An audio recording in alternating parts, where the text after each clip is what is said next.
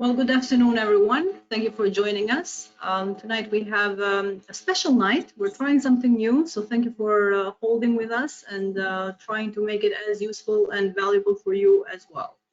We have tonight three of our very involved quality professionals and leaders, part of the group as well, who have been joining us. So thank you so much for joining us. Thank you, Stephanie. Stephanie is our chair, and very happy to have her finally show her face here. She's always, if you see anything valuable in our group, that's her hand somewhere there in everything we're doing. So thank you for joining, Stephanie, and we're looking forward to have your feedback as well in this part of the mentoring value.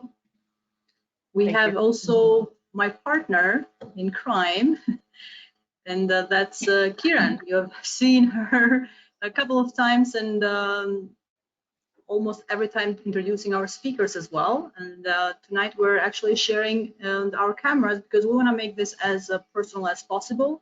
As you know, the topic for tonight is very, very personal. Mentoring, it's important for professional, but at the same time, personal lives as well. And that's our goal here. So thank you, Kiran, for joining, and then we look forward to having your feedback and have you in front of everyone else. And last but not least, we have Sisi. Sisi is one of us as well. As you know, we are all volunteers, and she has been on your end as an audience. She's a quality manager in Canada, and she actually has been both through mentoring and mentoring other people, but also being mentored. So I'm very happy she actually offered herself to join this panel discussion tonight, so we can have a 360 degrees participation, and hopefully we'll get something good out of it. But in the meantime, I'd like to introduce you to the fact that tonight it's all about you. So there is no a lot of structure in here. We do have a couple of areas that we'd like to cover, and that comes from your participation in the previous webinars, at least the last 2 or 3. We did send some survey out to try to understand what you'd like to know about mentoring, either on the mentee side or on the mentor side. So we do have a couple of questions that would actually guide the panel discussion tonight, but please make sure that the structure itself is going to start from you. So if you have any questions during each time, please use the question box. I have another monitor right here. We'll keep looking at it all the time. So use the question box if you have any questions, even if you have any comments. That's really important because we wish you were also participating in a roundtable. And since we can have that, we'll try to be a bit of experimental tonight. So please do that and use that. This will also be recorded. It's the same thing as for the webinars. Will be posted as usual.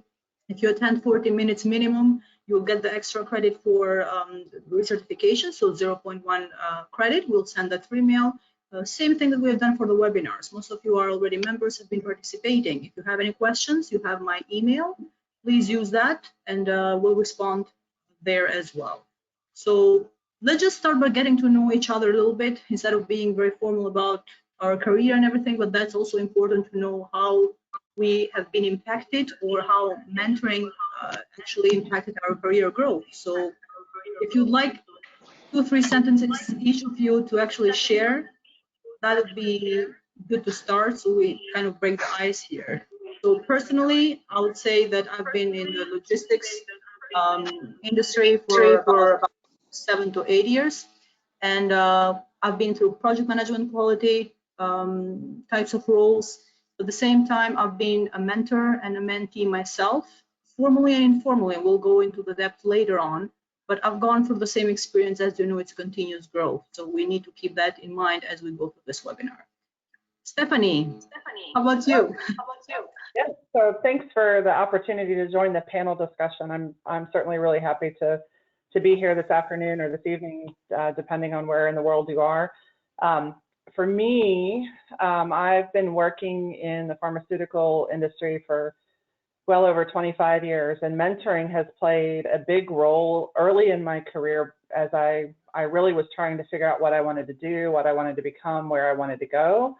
And even as I've evolved and kind of gotten into my mid-stage career, or what I feel is my mid-stage career at this point, the ability to kind of build relationships now as a mentor myself with mentees in terms of that same kind of contribution back, helping them with either growth on a personal perspective. Maybe they're struggling with some stuff in their personal life and they're looking for some help there, or ultimately in their professional life, being able to have those types of conversations. So this is certainly an area where I'm passionate about, just as these ladies are, and super happy to be here and look forward to not only starting the discussion, but seeing what kind of questions you guys have for us and what kind of information or experiences that you'd like to hear about from us. Thank you, Sidita. Thank you, Stephanie. And you keep saying 25 years, you're killing all of us right away. So I don't know if we need to say anything at all, but that's a good portion to have a mix here. So we get to learn as well. Talking about learning, the lady here in my right, Kiran, she's always on the go. So I don't know how she can describe herself, because it's like the full day and night growing there. So thank you. I had to look at my screen to see which one is at her right versus my screen right. I wanted to catch your attention. So it's yeah, as Sidita said, Kiran, man, it's a pleasure, I think, to be here and to be able to organize this event for the audience and for all our members that have joined us. And so thanks for making the time. I think Sidita and I, and in correlation with Stephanie, have been talking it for a while to kind of test this concept. So your feedback, first of all, is very, very important for us to know what you liked, and also the areas of opportunities of what you would like us to improve upon the next time. So keeping that in mind, a little bit background about me, coming from automotive manufacturing for 20 plus years, and then working as a consultant and leadership trainer. So I'm technically a people person. I believe in developing people and giving them process, and irrespective of outcome continues to change as long as we're focused on people development and process improvements.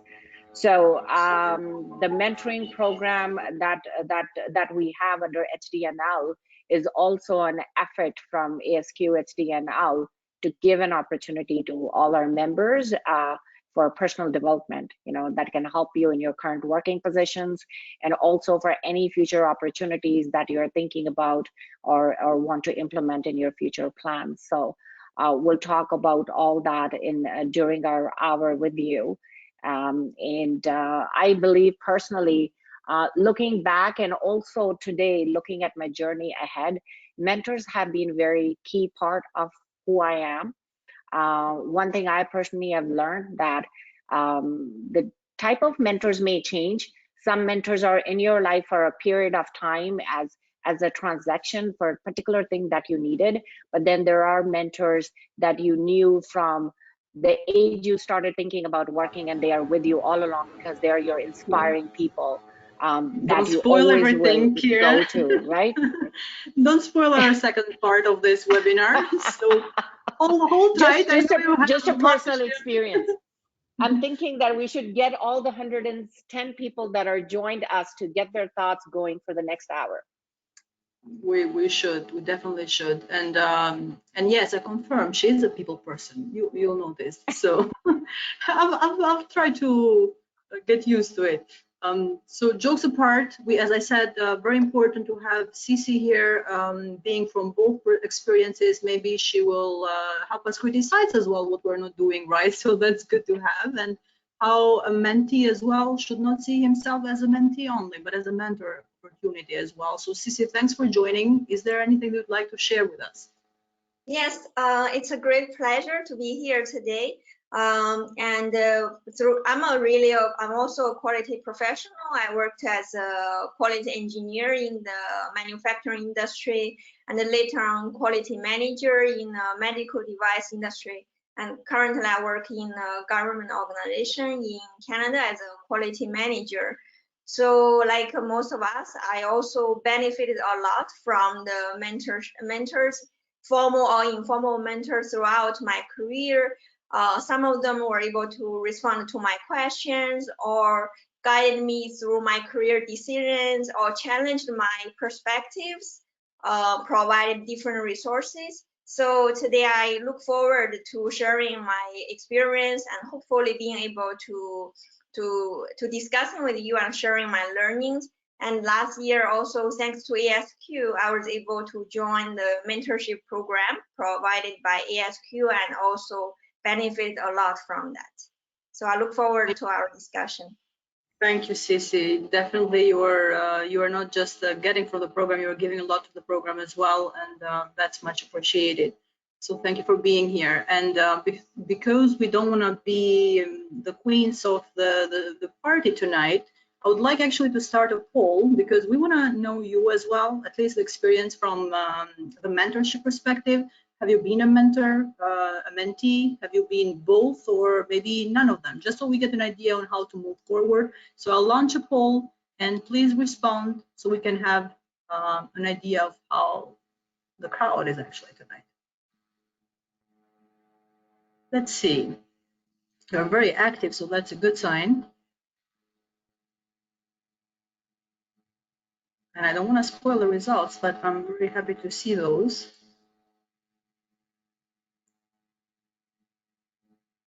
Okay, we have some more people still voting.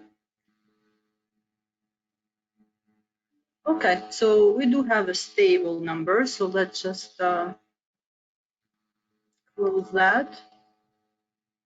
If you'd like, I could also share. Okay, so we have 57% who've been both the mentor and the mentee, which is great. It's what kind of merges with our mindset tonight. So that's good to have, and we might benefit a lot from your feedback as well. So use the question box if you have anything to comment about. And then we have the rest of the people who kind of separated between the three equally. So let's just move on. Our first part tonight will be about starting to talk about the mentorship itself, where it's come from. But we would like to know before we start, just to get an idea, at this point, before you even watch this panel discussion, are you considering to be having a mentor, so to be a mentee? Would you consider at this point in life, not from ASQ only, like from any informal or formal, but would you consider to get a mentor? And that's some another poll actually launch. Let's see where you stand before we even start. Interesting. Be honest. Even if you don't want to do it, but you feel like you should. And okay, interesting enough. Okay, just to get an idea, so we have about 68%. Launch that poll at the end, guys. I'm watching you. So 68% it's a yes, and 32% it's a no. So the no's, please comment on the question box and tell us whatever you want us to learn from you. That would be great. We'll try to change your mind, but we can't promise. So let's see. Okay, so as I said, we'll start to learn a bit about the circumstances, like what would even bring us to mentoring? Do we even need it, or what are these circumstances? What is this need? And what do you guys think? Like, what is the need there? Like, from your perspective, Kiran, would you share anything that actually brought you, or that you'd feel there is a need for it? Yeah, so I think definitely there is, this decade itself was supposed to be bringing a lot of changes for all of us. And obviously, like everybody else, I wasn't expecting that to be COVID, but there were an expectation of a huge incline and increase into different generation mix getting changed. So the expectation was before COVID, by 2025, to 60% of the workforce to be millennials. That means baby boomers were supposed to be exiting out at a fast speed, and Generation X, which is me, probably is one of the lowest mark, and then the Zenners were the second in line to take over. What exactly does that mean in the market is that when a younger generation are moving up the ladder to backfill the positions that are being left by baby boomers, even if they have grabbed the technical know-how in the market in certain not in the market in their school time, there is a lot of other knowledge that they were required to take on those positions, because they are not just sitting in the entry position, they're moving on to the senior positions. And hence, whatever technical or soft skill requirement is expected at that time, they have to move on to those positions fast. On looking at the employer side from the CEOs or the business owners perspective, the market is moving a lot into, you know, industry revolution or the digital 4.0 or quality 4.0. What all those are driving is quite a change within the facilities in business world. Hence, that change will require people to catch up and be prepared for that. So irrespective of whichever angle you look at, I think the only other one I haven't touched is the business. The government itself was pushing on social change. And in last few years, a lot of corporations are taking a lead into bringing social change. They're all are captivating whatever they can relate to or they feel that's a fit for them, and moving into that direction. And again, that empowers and requires people to be aligned to that. So this need, and I think COVID has just added to it, or I would say the things that could have been done in 3 years now may be required to do it in 1 to 2 years. So this need in the market is all directing to people to look into, assess their current professional status and see which way they want to move in, but also where do they feel they fit into this new picture. So there's this alignment that has come up in the market, and that everybody should look, irrespective of industries, positions, whatever they're doing, to look where does their next 5-year hold. So and I'm sure you mentioned a social change here, and maybe Stephanie or Sisi, you can jump into this as well. And I would think COVID, but to me, COVID is kind of personally a wake-up call more than like it's time now because it's COVID. That should have been all the time. We should be thinking in this way about continuous mentoring. What do you refer to when you say social change? Why would the companies push for social change? Are you talking about soft skills into people, or what kind of social change are we talking about? Yeah, we're talking more about, you know, going beyond your business values, right?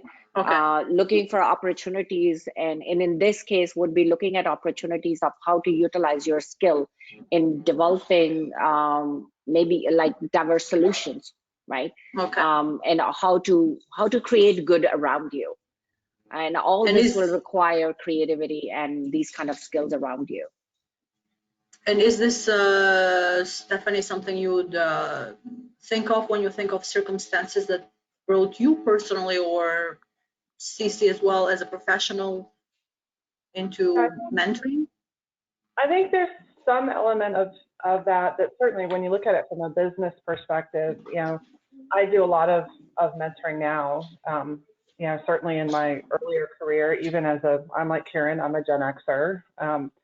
I used a lot of mentors. I built a lot of, frankly, what have become very long-standing mentoring relationships that I've gone back to time and time again when I hit pivotal points in my career, whether maybe I'm evaluating a career change, things like that. But as I moved into and I took that step into becoming a mentor, what I have found is that many of the people that I've mentored in, say, the last 2 years in more formal programs like ours, it's really focused on a lot of cases what I could call core skill development. I've worked with some folks that are in middle management, quality management positions, and looking to get into executive positions. So they're trying to figure out, you know, what is it like to be an executive? What skills do I need? What is that? Not just the day-to-day management piece, but everything from executive presence to building strategies and visions and those types of pieces. And when I look at the environment that we're in, it's kind of interesting that Kiran kind of mentioned things accelerating right now. I actually was in a very active mentoring pair as the pandemic rolled, right? So as things really kind of started to roll around the world, she happened to be located here in the Boston area, which is where I'm located. But one of the interesting things is she's actually Italian. She moved to the US from Italy, married an American. For some reason. Well, she married an American, that's why. But our relationship actually started off in January in terms of mentoring, very focused on some performance objectives that she had at her work. But by March, we were at least in the Boston area, like many folks had maybe encountered before or after, all of a sudden into isolation at home and work from home. And our mentoring relationship all of a sudden became a very mutual, actual two-way relationship in adjusting to this kind of minimal contact with other people, et cetera. So there's all kinds of circumstances for me that drive potential need to connect with mentors and mentees. And in fact, she actually just messaged me yesterday, reaching out just to do a check-in and wanting to have some conversations, because she's even still struggling a year into a virtual environment, handling difficult conversations with people in this kind of virtual setting. So we're all kind of having to learn some new skills. So for me, the circumstances are often very personal for people as to why, especially I think they pursue mentors. Exactly. But for me, the value is there. From a business perspective, I've seen it. I've seen people change dramatically, especially those that are interested in improving themselves, improving their skills, becoming better leaders. I've watched people blossom, and I find that absolutely beautiful to watch. But I think that the circumstances can also be very personal. I got involved in a mentoring relationship with a gentleman who did a move from Switzerland to New York City, and he originally. You have all the movers there. That's why I was busy. Well, and it's kind of it's an interesting perspective I bring, because a lot of the folks that seem to kind of come across. Is that keeping you excited about the fact that you're actually mentoring the same time, as you mentioned, you are actually getting back, because this is very different experience they might bring. And I actually am curious about when you mentioned it happened during January last year, which you were like all planned, and I had my resolution plans there ready, even wrote an article like trying to teach other people on how to write our resolutions. So when it came to February, everything crashes down, so we had to redo everything. Did you find yourself as a mentor, you're ready to be a mentor, you know how to do it, and then something hits both, so it's both a mentor and mentee now? Like, how did you approach that need? I winged it a little bit, but it certainly was an interesting and probably maybe once in a lifetime experience for me, because usually I tend to be on one side of the coin or the other. I'm not usually trying to play both roles, and you get into this co-mentoring situation. But we were thrust into some circumstances out of all of our control that all of a sudden shifted our daily dynamic, how we interacted with folks. In this woman's case, she was used to going into a facility every day. I, like Kiran, I'm a consultant, so I travel quite heavily. So I haven't traveled in a year. Talk about a whirlwind change for me. Good to enjoy the house, Stephanie. Well, you need some personal life too. Yeah, it's offered some benefits from a personal perspective, but I've had to go through some adjustments myself, and have reached out to people to understand how do we deal with this, and in some cases kind of chart a course together. So this kind of time frame has been unique from a standpoint of none of us have necessarily lived through something like this before. So there's a lot of drawing and conversations that I see happening, and especially if you have established mentoring relationships with people, often picking up that phone and calling and talking to those folks, or getting on a video call and having a conversation is really changing. Really yeah, and that's one of the things that I think, as I look at what I've been through in the last 12 months, I value very much all of those relationships on both sides that I've had, and the conversations that have kept up through the last year. But kind of going back to the question and the circumstances, you know, I've sought mentors, I think probably often when I'm doing what I call major life changes, right? Correct. Moving for me from Virginia, which is where I was raised, to Massachusetts, I went through a series of questions and conversations and probably more informal mentoring, because we've talked about formal mentoring programs in at least a light touch sense versus the informal mentoring piece. But I've been through formal mentoring as well. I moved into leadership young, and my company recognized that I needed mentoring, I needed coaching, I needed a number of different pieces to really rapidly grow as quickly as they wanted me to grow into the position. So they set me up with mentors and coaches and those types of resources, so I could focus my development on whether it was communication skills or delegation skills was a problem for me initially. I naturally, I can tell you're always want to do everything by yourself here, but you have other people who have the same issue, so we want to take it. Yeah, so a lot of us are driven, right? We like to do things ourselves. So I had to learn how to delegate, right? Somebody had to teach me and help me understand, especially in a leadership role, why those types of things are important, and fundamentally how to get comfortable with doing it. Well, now I don't have nearly as many issues with it, but I'll say old tendencies die hard. So as I hear you talk though, and going back to the needs and circumstances, and I know Cece's process as well has been going through before and after COVID. And I'm curious also from her standpoint, like how did that need shift? And personally, I've gone through a lot of work and trouble and everything else changes. And one of the question I have also is, when do we really, sometimes we are aware, we become aware at some point. There is this phase we are unaware. We feel like we know it all. And I have a master's in leadership and I wanted to teach everybody else and change the world. And Nelson Mandela is still on my wall. I can show you there because I have other visuals as well.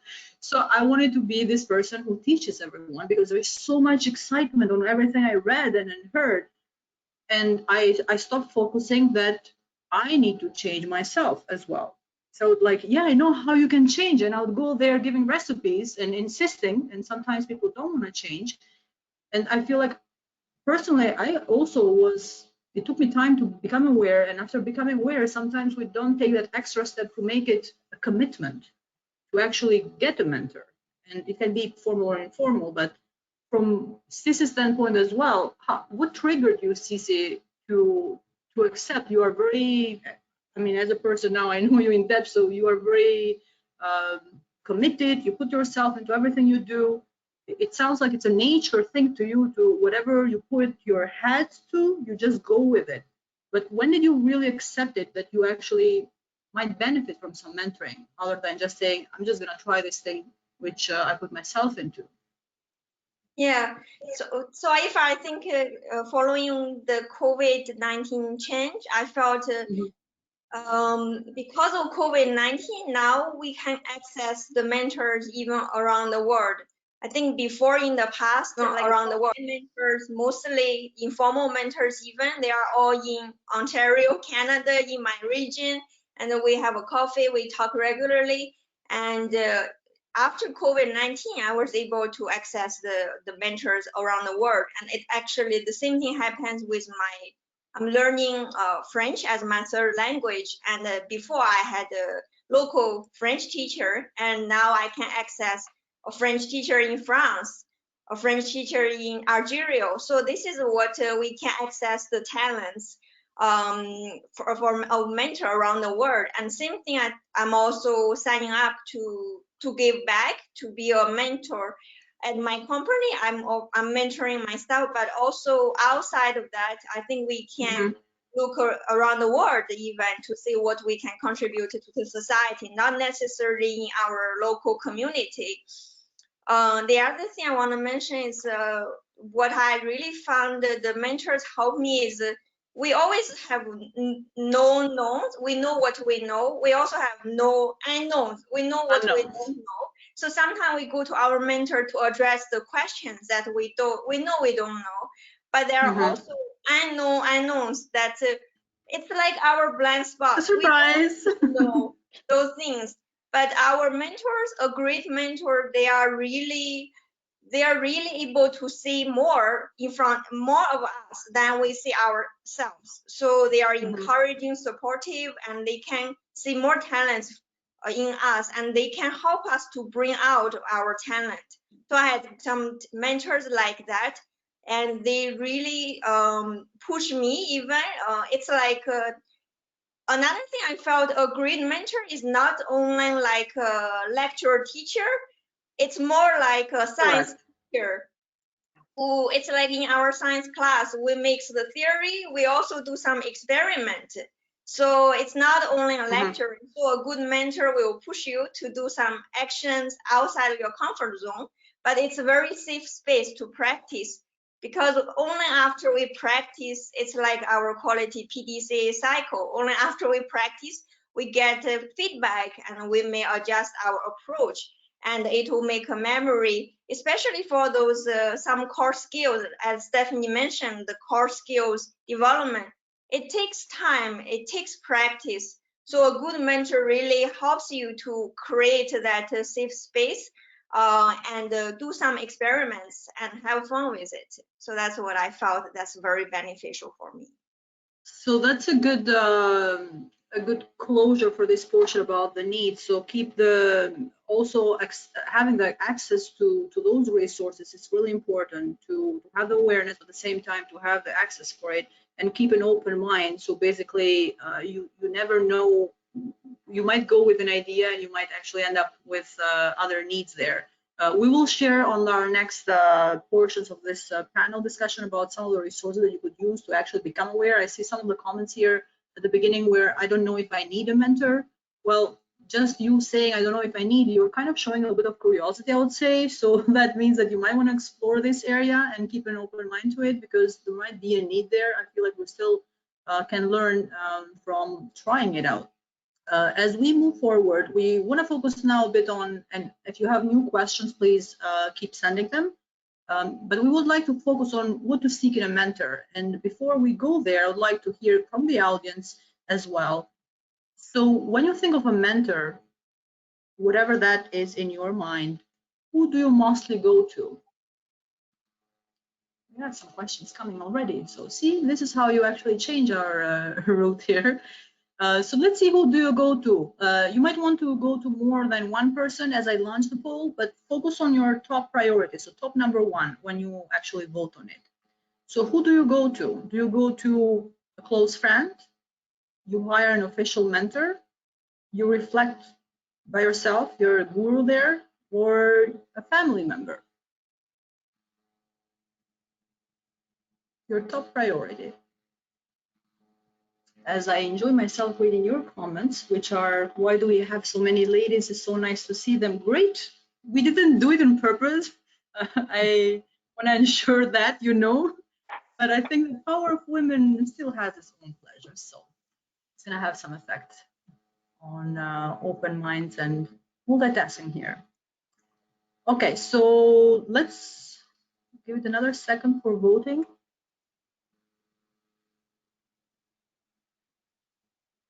Okay, then let's close this one. So we have 45%, can't even share, 45% as a close friend, followed by reflect by myself. We have the gurus that don't need anything, which is a great awareness. So they might have gone through some journey they might want to share. That's interesting to know. And a family member, 22%, 4% hire a mentor. Okay. And so, to these ladies here, so if we think of what do we seek on a mentor, let's focus from some of the questions that we had from other audience from the previous webinar. So how do we even establish this relationship with the mentee? Another question we have about the mentor itself is, how do we relate to mentors from another organization? Let's keep that in mind as well, not just an official coworker, or a senior, a manager, whoever that formal mentor sometimes is given to you from an organization. And another one might be talking about how do we make some people who might need mentoring conscious that they need it. So what do you actually seek if you think of a mentor? I want to try starting with Cici at this time. So Cici, you shared your experience. What were you looking for on the mentor that you were actually initially thinking, yeah, I might actually benefit from some mentoring? But from the, not from a program, but from the mentor characteristics itself. So what do I look for from a mentor? I think that the first thing is, actually, I wanted to quote on one sentence I like a lot. A mentor is someone who sees more talent and ability within you than you see in yourself and helps bring it out of you. So I think that speaks out of a great mentor. A mentor gets to ask questions that get a mentee to think, not trying to answer all the questions, but get the mentee to really think for itself and plan. And be very encouraging along the way, especially a mentee may be faced with difficult situations at work or throughout the career. And also another thing is great mentor, I think they are able to condense their knowledge into some simple, easy to understand way for a mentee. Break it down. Yes, so the mentor meets where the mentee is, so they're able to communicate effectively the message. It's like I had a high school teacher. It's so many years. I still remember one sentence that he said. If it's translated, it's saying that life, learning is like rowing upstreams. Now to advance is to drop back. It's been so many years, but it's like one small sentence. It's like a handle, you can grab on it and you will lean on it for many, many years. And another important characteristic for a great mentor, I think, is they really cheer up for you. It's not about who's the best. It's about who's the next. And they are happy to give every single tool they know. They are happy that you are passing even beyond them because growing. You are the next. So I think these are all great characteristics of the mentor that I would seek for. I saw my high school teacher today after 30 years. He's like, so what's you? Nothing, books still. It's like, what? So yeah, so if you're gonna mentor or being a mentee, I think the continuous improvement and letting your ego out, as Cici is pointing out, it's not about I'm the mentor, you are the mentee, now you take from me and never grow more than that. It's really important to mention that. So what do you say, Stephanie? How about you? What do you look into a mentor? Well, in addition to what Cici said, I think she did a great job at summarizing a lot of what I would look for in a mentor myself. Certainly, I think making sure that they have an expertise in the area that I'm really looking for. So, for instance, that delegation area, I got matched up with somebody who was really good at doing that. And knew how to, as she said, knew how to teach somebody else how to do that, right? Because I like what she said from a standpoint of from a characteristic of a mentor, they're almost a cheerleader for you, right? They really are there to support you through the process. They do provide that safe space. They can make space safe, right? And that comfort to practice. Probably one of, aside from the expertise piece, is somebody who's really listening to me. One of the things I try and practice as a mentor for sure is doing a lot of listening to what my mentee is saying. Yes, there are times where I talk, but in order to be able to reflect back to them, because as Cici said, sometimes your mentors see things in you that you don't even see in yourself, whether it's potential, growth, or any of those kinds of things, and being able to recognize that capability and being willing to provide and share that back with a mentee is something that can make mentoring relationships not just for a period of time, but in many cases, my lifelong mentoring relationships with people who've been mentoring me for years are very much in that that line is they're kind of like this mirror that I don't always want to look in, right? But they reflect where I'm at, and maybe some of those flaws I don't see that I'm working to correct, or maybe I do see, and maybe I thought I corrected them, but maybe not so much, and those kind of things. So, you know, people who are comfortable in that space make great mentors. So for you, and I'm seeing some questions in this regard as well. So how do you, maybe I'll ask Kiran as well here. We only have 15 minutes, so we either go longer today or we have a second session, because I see a lot of interest in very specific questions about mentoring. It's not a mentoring session, but it is about actually trying to at least understand if we need mentoring. So that's good to see a lot of interaction coming here. One of the questions here is how do I approach a mentor? Like sometimes you might identify one, for example, it's not very formal mentoring. And if you, I personally just go to the people who I've actually had experience with, and I don't mind. I even called my boss, my former boss, 2 days ago, and I said, I need you right now, not my previous one, because the previous one is different. For this scenario, I need your type. So sometimes I shift from mentors to mentors. And I'm very open, so for me it's easy to go, but some people might have a bit more, might be more reluctant to reach out to someone. What would you recommend? Kiran, you're asking for who would you recommend, like how to identify a mentor? How would you approach a mentor? Yes.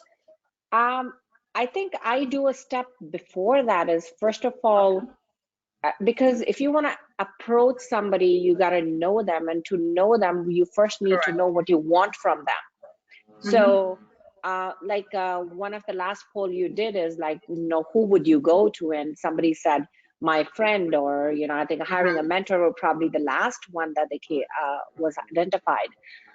It's first of all important to kind of do a self-assessment. You know, where are my strengths and which are my area of opportunity? And once you know your opportunity areas, then you look around at the number of people that you have around you that you think at that point that they're capable of supporting you in mentorship. Once you have done that, maybe identify, are they at the same wavelength, right? So somebody could be really good in mentoring you, but if you both are not on the same wavelength and you don't click, it's not going to work. And once you have done that, I think very important thing that I apply, whether I'm a mentor or I'm mentee, is what do I want in my process? So am I looking for some theoretical areas that I want to strengthen for certain, whatever my focus is, or I'm looking for a practical mentorship, which will allow me to be more creative and put myself in that scenario so that I'm not even learning or being mentored, but I'm also kind of going through my phase of whatever I'm trying to achieve, you know, whether it's a next position or a new business or anything, you're kind of doing that pre-drill. And a couple new people, actually a couple days ago, I started off as mentor in another organization. They wanted the practical side. So when you want a practical side and you're trying to approach somebody, they want to know that you have experienced something like that. So I could be a great professor that can teach strategy, but if I haven't applied strategy and I haven't experienced different situations of strategy, it will become hard for me to give an example to my mentee. And that means my mentee cannot visualize it.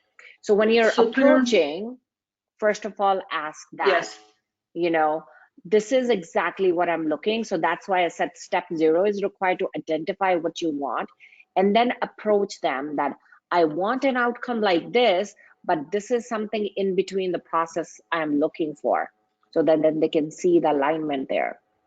And that's one of the comments I'm seeing as well. Is it, do we have to make sure that they've gone through the same experience? At the same time, we want to point out that reaching out to a mentor, that's the perfect scenario, knowing what you want, knowing the person, having the trust. Stephanie mentioned trust before, but sometimes you might even have a feel that that person, you might not even be so close. I've used LinkedIn a lot, and I'm very present on LinkedIn. I've used that not to just say, hey, I want a job in your company, but I really showed some authentic interest in learning about how the culture of that organization was, how the structure about the type of work that I wanted is. So, and I always got a response because my approach to them was very authentic, was trying to get information. So I'm being mentored. I'm actually getting mentoring without even formally saying I want mentoring or anything like that.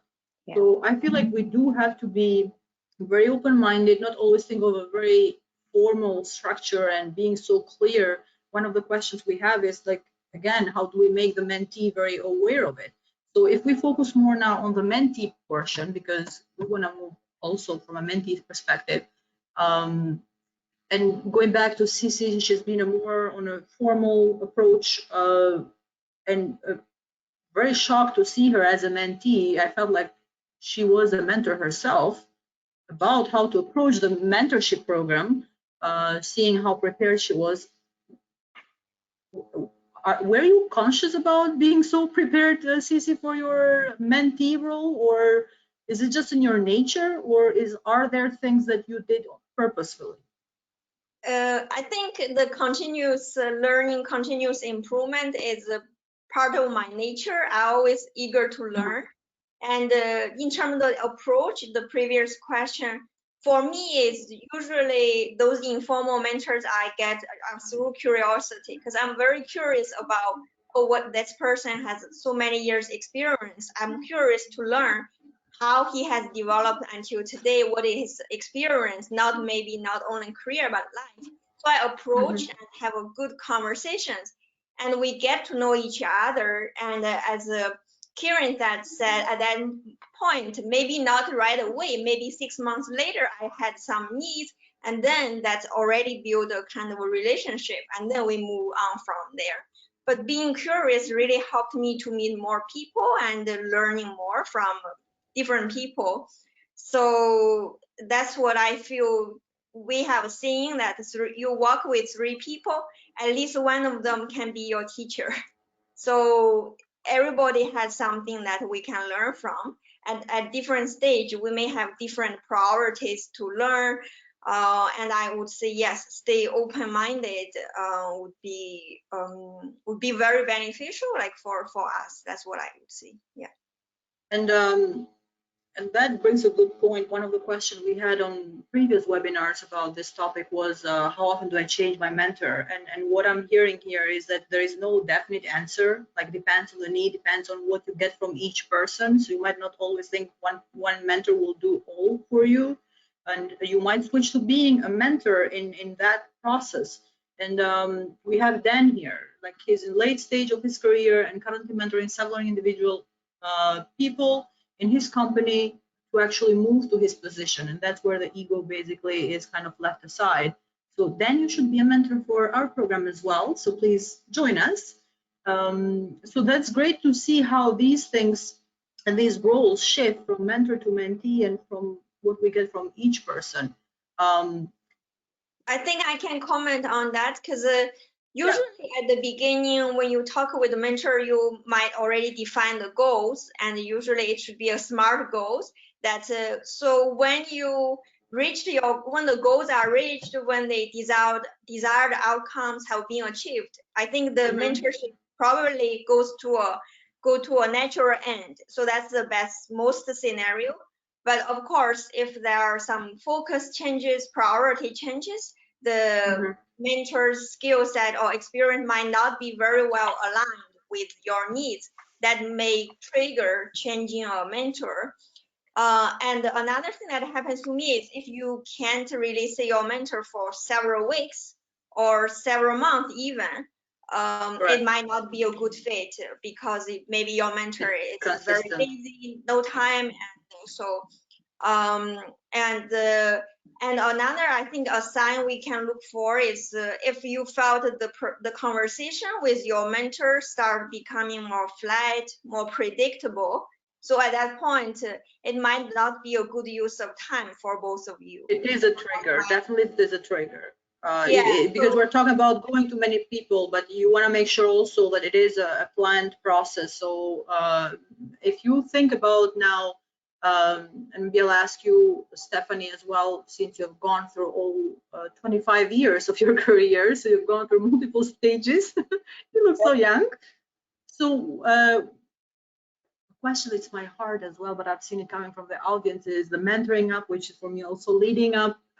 That's something we sometimes struggle with, because it's easy to say, yeah, I'm going to mentor you, great, I'm going to tell you how to do things. But then you are sometimes in these circumstances where you cannot really make someone aware, or especially if somebody is at a higher level than you. How do you mentor up? Like, how much open, like, it's perfect if that person has the open mindset that, regardless of the age, regardless of the career hierarchy I am open to also learn and be mentored from whoever it's at the lower, quote unquote. What do you suggest for mentoring up? I know people say start from you, change yourself. Read Simon Sinek last night saying just change yourself and that's it, and let it influence indirectly. But there should be something a bit more practical. Like, what do we do? Like, Yeah, and I think from my perspective, when I look at mentoring up, mentoring goes a number of different ways, right? And I look at things nowadays, especially as my generation is, my parents' generation is moving out of the workforce, and my generation is kind of up next to move out of the workforce. And I look at things. There are things that I don't necessarily understand. So sometimes when you're looking at mentoring up, it could be teaching someone like me who's been around the industry for 30 years, something that may be second nature for somebody who grew up in a very different environment than I did. So sometimes when you look at those kind of pieces, and I would like to throw out there, you can't mentor someone who doesn't want to be mentored. Oh yeah. So, when you start to talk about mentoring up, you can't actively mentor someone else, especially in an upper level of an organization, if they haven't actually signed up for it. Accept. Right, and they haven't accepted that, et cetera. And the relationships I've had where people who are probably substantially younger than I am have taught me things and helped me learn new skills really have to do, frankly, with technology and some of those pieces that I look back to when I was in school and coming out of college. I was talking about this with a couple of folks in various conversations recently. We're talking about how people learn to type. Well, I look at my niece who's 16 today, right? Well, she learned to type on a cell phone, right? That's how she learned to type. She's translated that since to computers and iPads and all of these other devices. But when I went to school, I learned to type on a typewriter, right? It's kind of they were not smart device. Sorry. Well, but I look at it from that perspective, and I look sometimes at mentoring up. Sometimes it's sharing that skills that maybe people who are above you haven't had the need to have. And again, assuming they're fundamentally open to it, then that relationship can work. But you can't coach it. You can't mentor somebody who doesn't want to be mentored. It's just and you just mentioned the key word here, coaching versus mentoring. We skipped saying very briefly, we don't have a lot of time, but we want to make sure that there is a clear understanding. I see some of the comments here about coaching versus mentoring as well. How do you, in a very short, intense way, differentiate the two? Yeah, so I know that Kiran's also got some thoughts on this one, but for me, yes, I look at coaching as something that's very hands-on. I use the analogy with folks that, think about sports. Most of us at some point in our life, either ourselves or our kids have been involved in sports, right? And kids have coaches on teams that teach them very concrete skills, how to play. Going back to my niece, she's on a volleyball team, so she's learning how to set, how to spike, how to do all of these technical skills. And that coach provides that instantaneous, show the skill, demonstrate the skill, help them learn, very immediate feedback cycle.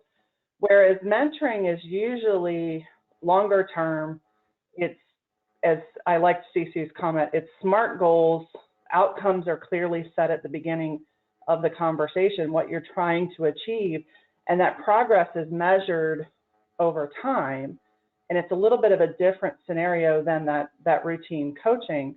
And there are points and times when you're in a mentoring relationship where you kind of flip a little bit back and forth. Maybe you're providing, as Cece said, some of that safe There is always environment a soft line, yes.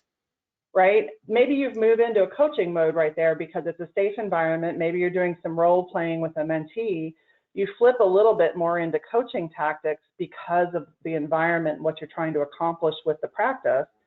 But as a mentor, sometimes I agreed to and worked with my mentees to give them actions and report back to me in the next session on progress and what were the outcomes they achieved, was it the outcome they were hoping to achieve.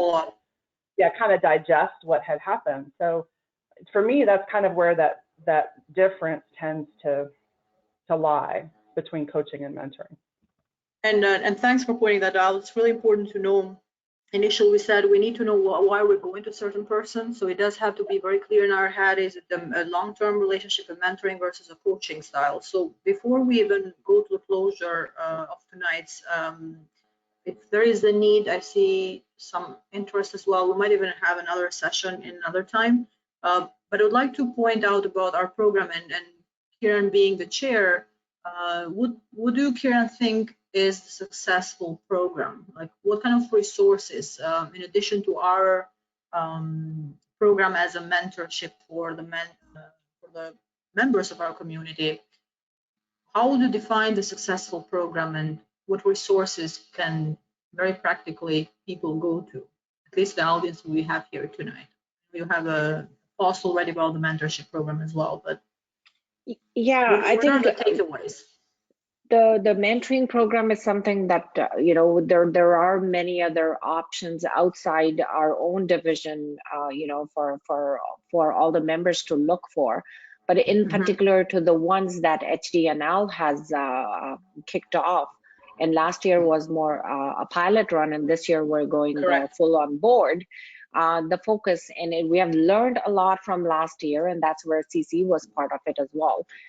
We have learned from that and kind of made more improvements to it, and the focus is to kind of align. We're really focusing on to making sure, understanding the need of the mentee, and then having a proper mentor match. So it's not that here's a mentor we have, whoever next mentee application come, we're passing it on. We're kind of seeing the alignment, and they both agree that they feel a connection to pursue it further. We've also further created more structure of not even kind of giving that framework to mentee and mentor both, of understanding, you know, what they're going to do throughout the journey, and whatever the end goal has been defined. So the framework brings that kind of system in monitoring your progress and verifying each milestone that you conquer. And then in the final end, we have the whole completion where, as a chair, I would kind of interact with both sides to make sure everything is done and taken care. So more interaction, more involvement from different people in the group to make sure the support system is working well, and kind of checking in if there is need to be any detour required. You know, sometimes you started with something, and as you go in, mentors and mentee think that, oh, I wanted to learn this, but it looks like from our initial conversation, I need to go on a different path. And you may realign your need and ask, and those are kind of the things that more you have an interactive and structured system, it gives you a better result. So yes, definitely we'll be sharing a lot more information in the coming time. We're right now looking for mentors. We want to make sure we have some extra pool of mentors from the current ones we have, so that in case we have more inflow of mentee requests, we can happily connect them to the right diverse group that we may have. So one thing I would say is, if anybody's interested in either of, do take a moment to interact and connect with us, and first explore more. You may have some specific questions you wanted to know, which you didn't get an opportunity to talk about right now, but we'd be happy to answer at the side later of what exactly you're considering and how, and if we can help you in that. So we do have 70% now who might need a mentor instead of the 60 we had before. But because there is many comments going back and forth, as Kiran is saying, there is a post out there. We have a LinkedIn page on my ASU. There is a post about mentorship program, either as a mentee or as a mentor.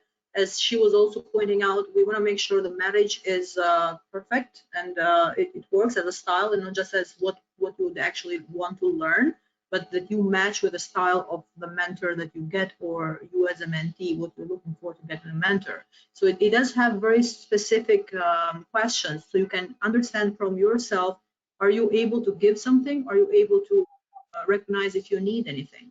So please take that into consideration. You have our contact as well.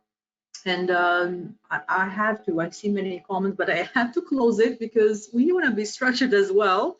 But we have another opportunity, we might have a second portion about the mentoring. If you panelist ladies are also interested, to more than welcome to share the experience. We might have other people join as well and try to diversify this as well. So thank you for being here tonight. As I said, the point, everything will be shared. We do have our next webinar for March already booked up. That's why I'm saying we cannot have the second portion in March. We advertised already. We have Richard, our chair-elect, who will be sharing about emotional intelligence. He will also be participating in the Lean Six Sigma conference this year. So that's a great pleasure to have him share some of his knowledge about emotional intelligence for leaders, quality professionals, and any human on earth, as this year it's really, really important. Last year we focused a lot on positive psychology and career change and things that kind of matched with the need that was last year, is still going. So we'll be very happy to share that with you. It's already posted on my ASQ, so you can go and sign up for that. You'll also get a survey.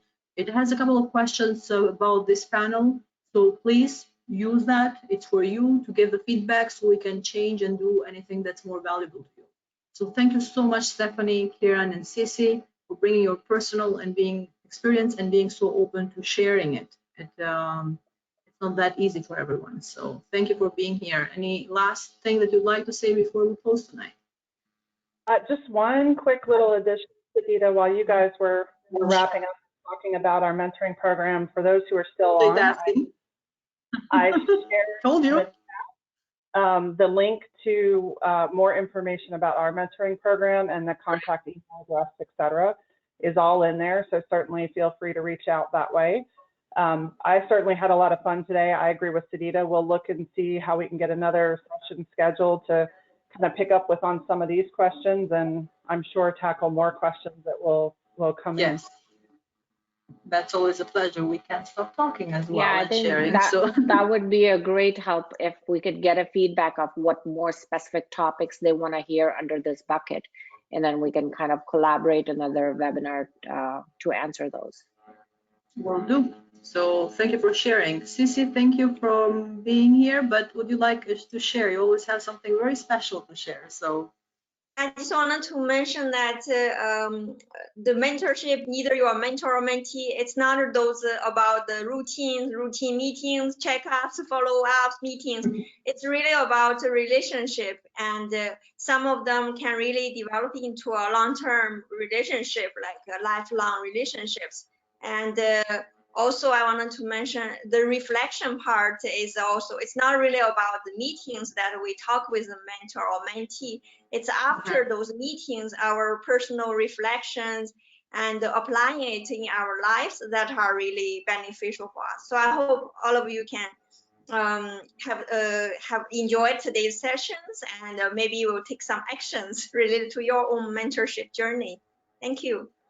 So we practically stole Sisi basically from that mentorship program, part of our group, and she's always prepared. As I said, she's pointing out something that's really key to remember. It's not just within that hour of mentoring, it's what you do with it outside of it, either as a mentee and as a mentor. So we really have to close now, but thanks for being here and thanks for sharing your comments and questions, and we'll make sure to follow up on those. Have a good night, everyone. Talk to you in March. Good night. Thank you. Bye. Bye. Bye.